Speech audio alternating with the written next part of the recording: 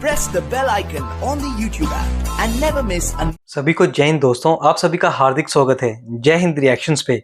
आशा करता हूं कि आप सभी लोग बहुत अच्छे होंगे। तो आज की इंटरेस्टिंग और जबरदस्त वीडियो में आप देखेंगे आरजू काज़मी जी के शो में हरी मोहन जी को, जो कि एक जबरदस्त जियो पॉलिटिकल एक्सपर्ट हैं, उनके बीच में और मौलाना साजिद रशीदी के बीच में एक बहुत ही मजेदार और दमदार डिबेट। तो ये वीडियो काफी इंटरेस्टिंग होगी, आपको बहुत कुछ जानने को मिलेगा और मजा आएगा। तो इसे अंत तक देखें और चैनल पे नहीं है तो चैनल को सब्सक्राइब कर दें ताकि हम आपके लेटेस्ट इंटरेस्टिंग और दमदार वीडियोस लाते रहें। तो चलिए पहले ये वीडियो देखते हैं और अंत में इसके बारे में बात करेंगे। जय हिंद, जय भारत। अस्सलाम वालेकुम, नमस्कार, सत श्री अकाल एंड गुड इवनिंग। मैं हूं आरजू काज़मी और आप देख रहे हैं फेस ऑफ। फेस ऑफ में जी हमारे साथ आज हिंदुस्तान से दो लोग हैं और दोनों को ही आप बहुत अच्छी तरह से जानते हैं। हमारे साथ जी हरी मोहन जी हैं, जो कि एक टीचर भी हैं, यूट्यूब चैनल भी चलाते हैं। हम उनको डिफरेंट चैनल पे देखा करते हैं। बहुत शुक्रिया सर, क्या जा पाए। और हमारे साथ मौलाना साजिद रशीदी साहब भी हैं और मौलाना साहब को भी हम ना सिर्फ ये के टीवी चैनल्स पर भी देखा करते हैं, सुना करते हैं, बल्कि मौलाना साहब का एक अब यूट्यूब चैनल भी है। तो आप लोगों से मैं रिक्वेस्ट करूंगी, लिंक भी इस वीडियो के साथ होगा कि सब्सक्राइब कीजिए और शेयर कीजिए। बहुत शुक्रिया मौलाना साहब, यहाँ पाए। थैंक यू जी। सबसे पहले मैं हरी मोहन जी आपकी तरफ चलूंगी। ये यहाँ पर पाकिस्तान में भी बहुत बात की जाती है वक्फ बोर्ड की कंट्रोवर्सी जो आपके यहाँ चल रही है, वो असल में है क्या और उसमें इतना इशू क्यों बना हुआ है? मैडम, अगर कॉन्स्टिट्यूशन के अकॉर्डिंग हो, as per the rule of law हो, कानून के अनुसार हो, तो कोई दिक्कत ही नहीं है। प्रॉब्लम ये है कि स्पेशल राइट्स के नाम पर अगर साउथ के कोलकाता, पूरे के पूरे साउथ कोलकाता, उसका राजभवन और जो अगर पॉसिबली मुझे याद है तो पार्लियामेंट जो कोलकाता पश्चिम बंगाल विधानसभा है, असेंबली, उसको क्लेम कर लेना। क्रिश्चियंस के चलो जो तिरुचेंदुरई मंदिर है उसको क्लेम कर लेना। दिल्ली के 6 मंदिरों को क्लेम कर लेना। उसके बाद 4 लेन रोड जो है उसको क्लेम कर लेना। उसके बाद जो सूरत म्युनिसिपल कॉर्पोरेशन वाला जो पूरा ऑफिस है, 104 साल पुराना ऑफिस है, उसे क्लेम कर लेना। उसके बाद अगर हम देखते हैं तो पूरे के पूरा जो विलेज है एर्नाकुलम मुनाम्बम विलेज जो केरला के अंदर है, उसमें क्रिश्चियन प्रॉपर्टीज को क्लेम कर लेना। उसके बाद अगर हम देखते हैं तो हर उस चीज पर जहां पर भी ये कहा जाए कि कोई लीगल है या नहीं है, तो वो सब चीजों को क्लेम कर लेना। अच्छा, मजे की बात, हमें क्लेम करने से भी प्रॉब्लम नहीं है, आप क्लेम कीजिए, लेकिन बस भाई आरजू पाकिस्तान की सिटीजन है तो आरजू के पास कुछ पेपर्स होंगे, आपके पास, आपके पिताजी के पास, आपके दादाजी के पास कुछ तो पेपर होंगे। उसके बाद प्रॉब्लम यह है कि मैं अगर इंडिया का सिटीजन हूं तो मेरे बाप दादाओं की जो पुश्तैनी जो खाते हैं, मतलब पुश्तैनी जो जमीनें हैं, उनके लगभग 20 पुश्तों पुराने खाते हमारे पास पड़े हुए हैं, कागजों के ढेर लगे हुए हैं। यहां तक कि अगर हम देखते हैं तो 1857 के अंदर जो अंग्रेजों ने हमारे पुरखों को मारा, उसके बाद जो हमें जमीन ऑफर करने वाला लेटर था कि आपको ये जमीन दी जा सकती है, दी जा रही है, बस आप थोड़ा सा अपना गुस्सा शांत कर लें, जिसे नहीं ली थी, तो वो लेटर भी आज तक पड़ा हुआ है हमारे गांव के अंदर। अगर आप ये देखते हैं तो कागज का सारा खेल है। हमारी गवर्नमेंट कह रही है या हमारा क्लेम है कि ठीक है, मेरी हरी मोहन की जो प्रॉपर्टी है उस पर वक्फ बोर्ड का दावा है, वो हम मानने को तैयार हैं, बस आप ये कागज दिखा दो कि कहां लिखा हुआ है और किस कानून के अकॉर्डिंग है कि ये वक्फ प्रॉपर्टी है। प्रॉब्लम ये आ रही है कि जिस जमीन पर वक्फ बोर्ड ने दावा कर दिया, उस जमीन पर मुकदमा भी वक्फ बोर्ड की ही ट्रिब्यूनल के सामने चलेगा। और उसके बाद जो है सवाल ये है कि अगर वो ट्रिब्यूनल का जो, अच्छा, उसमें वक्फ बोर्ड को ये बताने की जरूरत नहीं है कि हमने ये दावा कर दिया, बस वो अपने रजिस्टर में चढ़ा लेगा। कोई ऑफिशियल वेबसाइट भी नहीं है जहां पर ये दावा चढ़ जाए, बस वो एक लेटर लिखकर डीएम वगैरह को भेज देगा, कहेगा ये प्रॉपर्टी मेरी है और इसको ना तो खरीद सकते ना बेच सकते। अब प्रॉब्लम ये है, मेरी प्रॉपर्टी पर अगर वक्फ बोर्ड ने दावा कर दिया तो मुझे पता भी नहीं चलेगा, ना मेरे पास कोई लेटर आएगा, ना इंफॉर्मेशन आएगी। अब प्रॉब्लम ये है कि ये वाला स्पेशल राइट सिर्फ और सिर्फ इंडिया में मुस्लिम्स के पास है, ये वाला राइट हिंदूज के पास दूर दूर तक नहीं है। राइट को छोड़ो, इस चीज के बारे में तो हमारे मंदिरों की प्रॉपर्टी छीन और ली जाती है। बल्कि पूरे पूरे मंदिरों के ऊपर वक्फ बोर्ड ने दावा कर दिया। वहीं जो है अगर आप देखेंगे तो क्रिश्चियंस के चर्चेस के ऊपर या क्रिश्चियन प्रॉपर्टीज के ऊपर वक्फ बोर्ड दावा कर चुका है। दिल्ली की 123 प्राइम प्रॉपर्टीज, यहां तक कि न्यू दिल्ली के अंदर जहां पर वो हमारी पार्लियामेंट हाउस वगैरह हैं, वहां की आसपास की, जहां तक मुझे पता है 123 के करीब प्रॉपर्टीज है, वो वक्फ बोर्ड ने अपने नाम चढ़वा रखी है, अपना दावा कर रखा है। हमें प्रॉब्लम नहीं है, हम कह रहे हैं सिर्फ कागज दिखा, प्रूफ दे दो कि ये तुम्हारी है। अब शाहीन बाग में भी लड़ाई यही थी कि कागज नहीं दिखाएंगे, यहां पर भी यही प्रॉब्लम है, कागज नहीं दिखाएंगे और दावा पूरा है, तो भाई कहीं तो आके अटकेंगे ना। तो प्रॉब्लम यही आ रही है। तो हमें कोई प्रॉब्लम नहीं है, वक्फ बोर्ड अगर कोई प्रॉपर्टी मिले, लेकिन कम से कम वो कागज दिखा दोगे वो वक्फ बोर्ड की है, इसी चीज की लड़ाई है, ज्यादा नहीं है जी। बिल्कुल ऐसा ही होगा यकीनन। लेकिन मौलाना साहब, आप एग्री करेंगे हरिमोहन जी से कि वाकई में कागज का मसला है सब, आप लोग पेपर्स क्यों नहीं दिखा देते? देखिए, मैं एक चीज आपको बताता हूं। 1954 में वक्फ एक्ट बना, उसके बाद में 66 में एक कमेटी गठित हुई।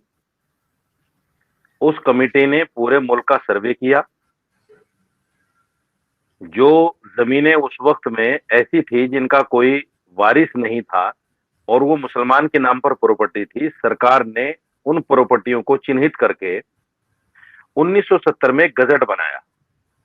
ये मैं कॉपी आपको दिखा रहा हूं, ये 1970 का गजट है। 1970 के गजट के अंदर तमाम वक्फ बोर्डों को, तमाम स्टेटों के जो वक्फ बोर्ड थे, उनको बता दिया गया कि आपकी ये तमाम प्रॉपर्टीज हैं, सब उनको बता दिया गया, पेपर उनको दे दिए गए। एक चीज मुझे आप बताइए ईमानदारी से, सपोज कीजिए 1970 के गजट में दिल्ली वक्फ बोर्ड को 10 प्रॉपर्टी मिल गई, तो वो 10 का ही तो क्लेम कर सकता है, 11वीं का तो कर ही नहीं सकता, क्योंकि 1970 के गजट में 11वीं प्रॉपर्टी मिली ही नहीं उसे। एक तो ये चीज समझ में आने वाली है। ये जो भ्रम फैलाया जाता है कि वक्फ बोर्ड कहीं भी क्लेम कर देता है, ये भ्रम गलत है और मुसलमानों के खिलाफ नफरत फैलाने वाला है। मैं ये कहता हूं कि 1970 के गजट के अलावा वक्फ बोर्ड दावा कर ही नहीं सकता, नंबर एक। दूसरी बात समझिए, इसको अच्छी तरीके से समझिएगा, जो मेरे दोस्त बैठे हुए वो भी समझे, हो सकता है कुछ बातें गलत इनके पास हो। उसके बाद में 1995 में वक्फ के अंदर एक अमेंडमेंट आया। अमेंडमेंट में कुछ चीजें जो है सरकार ने वक्फ बोर्ड को पावर के रूप में दी, और वो पावर क्या थी? दो मेन पावर थी उसमें, जो मैं आपको बताना चाहता हूं। एक तो ये पावर दी वक्फ बोर्ड को कि भाई जो आपकी प्रॉपर्टीज हैं और वो किराए पर आपने दे रखी है, उनका पुराना किराया है, 10 रुपए है, 50 है, 100 रुपए है, इससे ज्यादा पहले किराया होता नहीं था। तो सरकार ने कहा कि भाई अब आपको ये पावर है कि आप आज के सर्किल रेट के हिसाब से उसका किराया तय कर सकते हैं, उनसे किराया ले सकते हैं, ये आपको पावर है। दूसरी पावर एक ये थी, जो सीईओ होता है वक्फ बोर्ड का, चीफ एग्जीक्यूटिव ऑफिसर, उसको 54 के नोटिस की एक पावर दी और कहा कि आप एक 54 का नोटिस देकर जो अनऑथराइज ऑक्युपाइड है, जो किराया भी नहीं देते आपको और वक्फ की जमीन पर बैठे हुए हैं, आप इनको एक नोटिस कीजिए 54 के तहत और उनसे कहिए भाई हमारी ये जमीन वापस करो। तो आप फिर एसडीएम और पुलिस के माध्यम से इन जमीनों को वापस ले सकते हो। ये दो बड़ी पावर वक्फ बोर्ड को दी गई 1995 में। लेकिन उसका इम्प्लीमेंटेशन हुआ 2013 में जाके। हमारे यहाँ तो जुडिशरी और कानून का बड़ा कहते हैं ना, चूहे बिल्ली का खेल है। कानून पास हो जाते हैं लेकिन वो इम्प्लीमेंटेशन होता है उनका 5 साल के बाद, 10 साल के बाद। कानून जरूर पास हो जाते हैं हड़बड़ी में। तो 2013 में उसका इम्प्लीमेंटेशन हुआ। जब तक वक्फ बोर्ड ने इस बात का सर्वे किया कि भाई हमारी कौन सी ऐसी प्रॉपर्टीज है जो लोगों के पास कम किराए पे हैं या जो अनऑथराइज बैठे हुए हैं, जिनके जो किराया भी नहीं देते, जब तक ये सर्वे उनके पास आया, कुछ लोगों को उन्होंने नोटिस किया, कुछ को नहीं कर पाए, जब तक 2014 में बीजेपी सरकार आ गई। सरकार आने के बाद अब वक्फ बोर्ड का यह हाल हुआ कि चीफ एग्जीक्यूटिव ऑफिसर एसडीएम के पास जाता है तो एसडीएम नहीं सुनता है, दिल्ली पुलिस के पास जाता है तो दिल्ली पुलिस नहीं सुनती है। और हाल ये है कि ये मैं आपको एक और पेपर दिखा रहा हूं, ये भी 1970 का गजट है। गजट के तहत ये प्रॉपर्टी जो है वक्फ बोर्ड को सरकार ने दी थी। इसमें करीब 250 बीघा जमीन है आरजू, 250 बीघा जमीन दिल्ली के अंदर। मैं दिल्ली की बात कर रहा हूं क्योंकि दिल्ली में बैठा हूं। तो ये 250 बीघा जमीन ये केंद्र सरकार, उसकी एजेंसी, दिल्ली सरकार और उसकी एजेंसी, इनके पास है हमारी। ना तो इसका किराया हमें मिलता है, ना सरकार इसको छोड़ती है। और वक्फ बोर्ड के पास ऐसी कोई पावर और शक्ति नहीं है कि सरकार से इन प्रॉपर्टियों को या तो किराया ले ले या इनको छुड़ा ले। एक बात ये समझ लीजिए आप, अभी तक ये प्रॉपर्टी नहीं छूटी। अगर इनका किराया भी सरकार की तरफ से हमें मिल जाए तो कई सौ करोड़ में होता है। 250 बीघा जमीन दिल्ली में, आप समझती हैं उसकी वैल्यू क्या होगी। तीसरी बात एक और मैं समझा देता हूं आपको। एक और नैरेटिव जो है वक्फ बोर्ड की तरफ से गढ़ा जाता है कि साहब रेलवे और आर्मी के बाद में सबसे ज्यादा प्रॉपर्टी वक्फ बोर्ड के पास है, और ये कहा जाता है कि ये प्रॉपर्टी 4 गुना ज्यादा हो गई। ये कैसे हो गई भाई 4 गुना ज्यादा? मैं उदाहरण देकर, मिसाल देकर समझाता हूं कि जब ये 250 बीघा जमीन हम अपनी नहीं छुड़ा पाए तो ये बढ़ेगी कैसे? बढ़ने का तो कोई मतलब ही नहीं बनता। अब वो हुआ क्या? हुआ ये कि जैसे मैं मिसाल देता हूं, फतेहपुरी मस्जिद है दिल्ली में, बड़ी मशहूर मस्जिद है, आपने भी सुना होगा। जब फतेहपुरी मस्जिद को वक्फ बोर्ड ने देखा तो देखा कि उसके बराबर में करीब 50-60 दुकानें भी हैं जो पहले वक्त में 2 रुपए, 3 रुपए, 5 रुपए, 10 रुपए किराए पर हैं। तो वक्फ ने उनका बाकायदा उनसे कहा कि भाई रसीद बनवाओ और अपने अपनी किराएदारी नहीं कराओ। तो वो वक्त की एक प्रॉपर्टी फतेहपुरी थी पहले, अब वो 60 प्रॉपर्टी हो गई। 60 दुकानें भी हैं तो वो 60 हो गई, और 61वीं प्रॉपर्टी फतेहपुरी है, 60 ये दुकानें हो गई। अब जब एक प्रॉपर्टी की दुकानों को लगाकर 60 हो गई तो इन्होंने कहा जी ये तो प्रॉपर्टी बढ़ा ली इन्होंने, इतना कैसे बढ़ गया? ये तो प्रॉपर्टी जो है 9 लाख एकड़ जमीन पे पहुंच गई। दूसरी बात यह है कि अगर ये 9 लाख एकड़ भी है या 3 लाख एकड़ है, 4 लाख एकड़ है, ये सारी की सारी प्रॉपर्टीज का जो हकदार है और जिसका कब्जा है इस पर सरकार का है, दिल्ली सरकार का है। अगर दिल्ली वक्फ बोर्ड है तो दिल्ली सरकार का है, यूपी वक्फ बोर्ड है तो यूपी वक्फ बोर्ड का है, क्योंकि चेयरमैन भी सरकार का बनता है, मेंबर भी सरकार के बनते हैं, सब कुछ सरकार के हाथ में है। मुसलमान के हाथ में तो कुछ भी नहीं है। तो सरकार क्या करती है, जिसको चेयरमैन बनाती है वो पार्टी का वो आदमी होता है जो 20 साल 30 साल पार्टी में लगा रहता है और उसको कुछ नहीं मिलता, उससे कहते हैं जा तुझे हमने चेयरमैन बना दिया वक्फ बोर्ड का। लेकिन एक बात सुन ले, जो प्रॉपर्टी हमें चाहिएगी उसका आराम से रेजोल्यूशन पास करके हमें दे देना। जितने भी चेयरमैन बैठे उन तमाम ने सरकार के अधीन बहुत सारी प्रॉपर्टियां रेजोल्यूशन पास करके उनको दे दी। मुसलमान के हाथ में तो कुछ भी नहीं है। ये कहते हैं कि इतनी प्रॉपर्टी और मुसलमान गरीब। अरे भाई जब मुसलमान के हाथ में ये प्रॉपर्टी है ही नहीं तो मुसलमान तो गरीब ही रहेगा ना। प्रॉपर्टी तो सरकार के हाथ में है। मैं इस बात का जवाब हरिमोहन जी से लेती हूँ। हरिमोहन जी, कहाँ तक आप एग्री करेंगे वाकई में मुसलमान के हाथ में कुछ नहीं है इसलिए वो गरीब है? मौलाना साहब, सिर्फ एक छोटी सी बात आपसे पूछ रहा था। जी बताइए। 1947 में इंडिया आजाद हुआ, 1954 में वक्फ बिल बना, वक्फ एक्ट बना। मेरा सिंपल क्वेश्चन ये है, 47 में जो मुस्लिम्स या जो भी प्रॉपर्टीज खाली करके चले गए, जो मुस्लिम्स खाली प्रॉपर्टी को खाली करके चले गए, उस पर भारत का अधिकार होना चाहिए या मुसलमान की प्रॉपर्टी मुसलमान को ही मिले, इस प्रिंसिपल को लागू होना चाहिए? मैं जवाब दे देता हूं। इसको बड़ी संजीदगी के साथ सुनिए। देखिए, मुसलमान का इसमें कोई भी किरदार नहीं है, ना वक्फ एक्ट बनने में, ना कमेटी बनने में, ना 1970 का गजट बनने में। ये तमाम चीजों ने उस वक्त की सरकारों ने की, तमाम चीजें। नंबर 1। दूसरी बात ये कि देखिए, जब सर्वे कमेटी ने तमाम जायदादों का सर्वे किया तो उस वक्त में जिन जायदादों पर, मुसलमान की जिन जायदादों पर पाकिस्तान से आए हुए लोग बैठ गए थे, उन्होंने कहा जी हम बैठे हैं, उनको नहीं छेड़ा सरकार ने। जो प्रॉपर्टियां खाली पड़ी थी मुसलमान की, उन प्रॉपर्टियों को चिन्हित किया, उन्हीं प्रॉपर्टियों को वक्फ को दिया, और उसमें कुछ डीड भी थी जो मुसलमानों ने उस वक्त में वक्फ कर दी थी मरते वक्त में कि भाई जब हम मर जाएंगे हमारी औलाद के नहीं बल्कि ये मुस्लिम वक्फ के काम में आएगा, वो सारी प्रॉपर्टी सरकार ने वक्फ बोर्ड को दी, मुसलमान ने खुद से नहीं ली। तो अगर ये मैं मानता हूं, चलिए आपकी बात मान लेता हूं एक मिनट के लिए कि ये गलती है, तो ये गलती मुसलमान ने तो नहीं की, ये तो गलती सरकार ने की। मुसलमान के सर इसका ठीकरा क्यों फोड़ा जाता है कि साहब मुसलमान ने इतनी प्रॉपर्टियां कब्जा कर ली? मुसलमान का तो इसमें कोई दोष ही नहीं है, मौलाना ये तो साहब सरकार की बात है। मौलाना साहब मेरा सिंपल क्वेश्चन यही तो है कि जो गलत है उसे आप मान ही क्यों रहे हैं, और जो गलती हो गई उसे सुधार लेने दीजिए। आपने अभी अच्छा, आप माना, एक बात बताइए।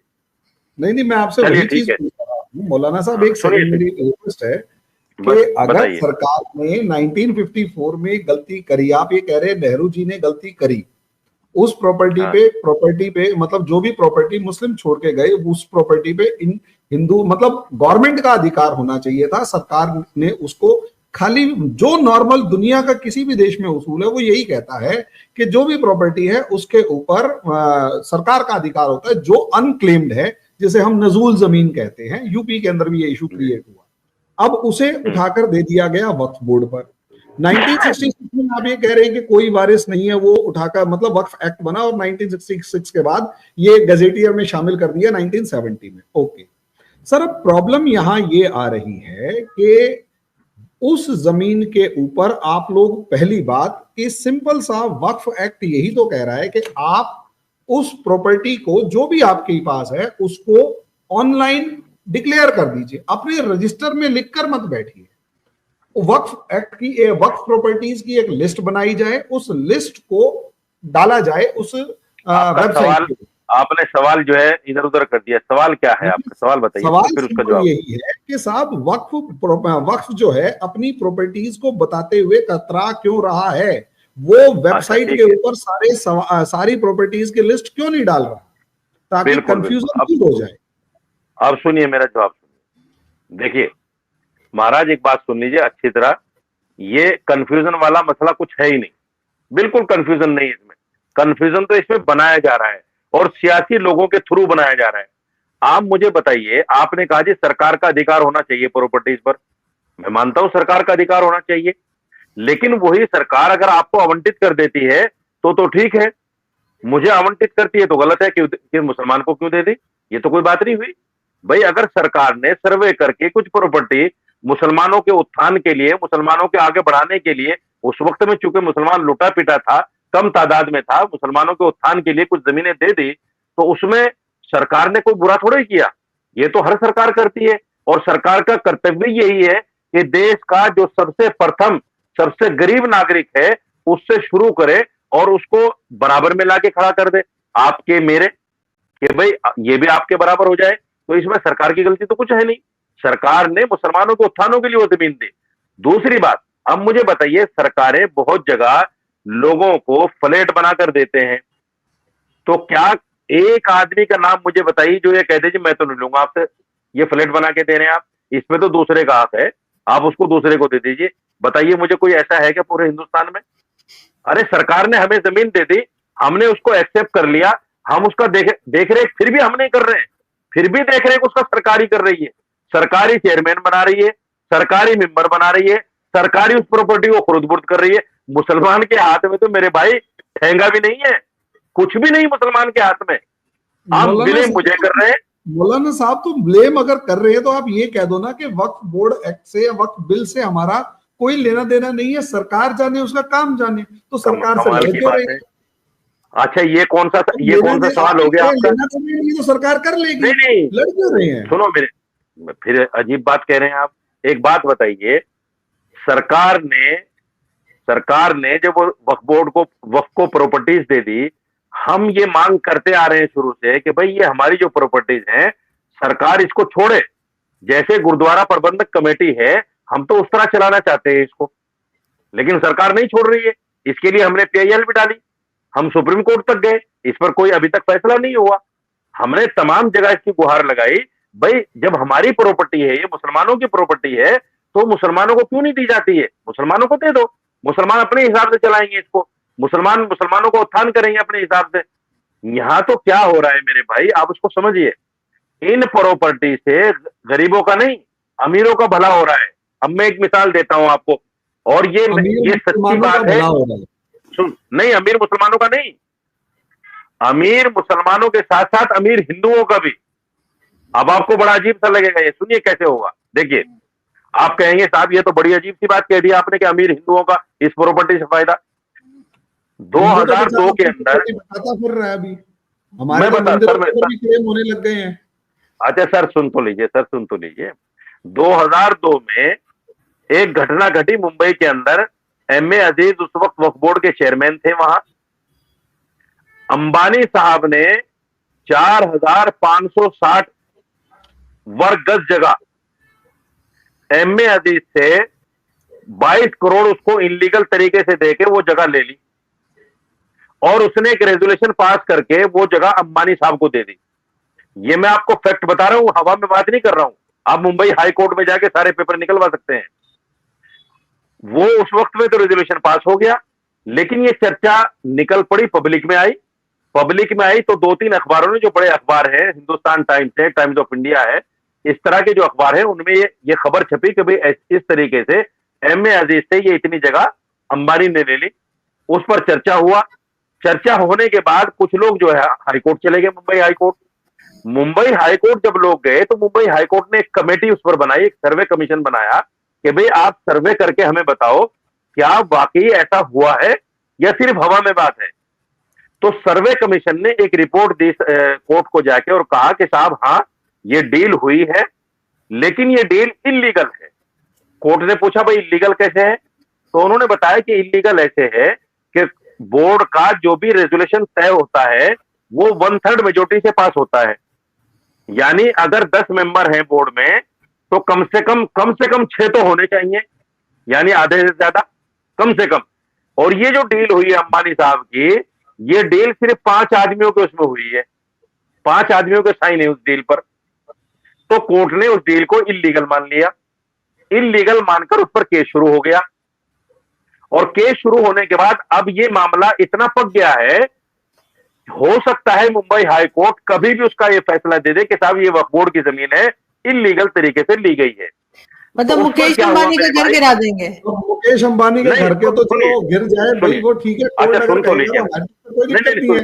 एक मिनट सुन लीजिए, आरजू सुन लीजिए। हाँ। मैं ये नहीं कह रहा हूं कि अंबानी का घर गिराए या ना गिराए, मैं ये कह रहा हूं कि उससे कैसे फायदा लोगों को हो रहा है, मैं उसकी मिसाल दे रहा हूं। तो अब अंबानी जी चूंकि दोस्त है प्राइम मिनिस्टर के, उन्होंने कहा भाई ये क्या मसला है भाई, ये तो मेरा घर मामला, मेरे घर पे मामला आ गया, अब क्या करना चाहिए इसको। तो बीजेपी ने क्वेश्चन रेज किया कि साहब 1995 में कांग्रेस सरकार ने वक्फ बोर्ड को असीमित शक्तियां दे दी, हम तो उसको सीमित करने के लिए बिल ला रहे हैं। और वो असीमित शक्तियां क्या है कि सीओ नोटिस देगा अंबानी साहब को कि साहब ये घर हमारा है, ये जगह हमारी है, अब आप इसको खाली कीजिए। तो उस शक्ति को, उस 54 के नोटिस को खत्म करना चाहती है बीजेपी। ये मसला है सारा, और कोई मसला ही नहीं है। मेरी आपकी तो कोई लड़ाई नहीं है। सवाल एक ये है, बिल्कुल सिंपल सा, जी कि आप ही के बहुत से लीडर्स और जाने माने लीडर्स जो कि अक्सर नेशनल लेवल पर मुसलमानों का पक्ष रखते हैं, यूपी की एक सभा में कह रहे थे कि 1,23,000 प्रॉपर्टीज यूपी में हैं, जिसमें से 12,000 के कागज हैं, बाकी किसी के कागज नहीं है। अब जिसके कागज नहीं हैं, और भाई हम ये मानने को, हमारी सरकार मेरे हिसाब से मानने को तैयार है कि 1970 के गजेटियर में जो आ गया वो प्रॉपर्टी है, और उस प्रॉपर्टी को अगर मान लिया जाए तो बिल्कुल। दोस्तों आशा करता हूँ कि वीडियो को आपने अंत तक देखा होगा, और आरजू काज़मी जी के शो में मौलाना रशीदी और हरी मोहन जी के बीच में ये मजेदार और दमदार डिबेट आपको काफी पसंद आई होगी, जहां पे आपने देखा हरी मोहन जी के सवालों का बेतुके और सिर पैर के बिना जवाब और तर्क देते रहे मौलाना। तो इसके बारे में आपके क्या विचार हैं? आप अपने विचार हमें कमेंट सेक्शन में लिखकर जरूर बताएं, और एक बार फिर चैनल पे नहीं है तो चैनल को सब्सक्राइब कर दें, ताकि हम अपने से लेटेस्ट इंटरेस्टिंग और दमदार वीडियोस लाते रहें। जय हिंद, जय भारत।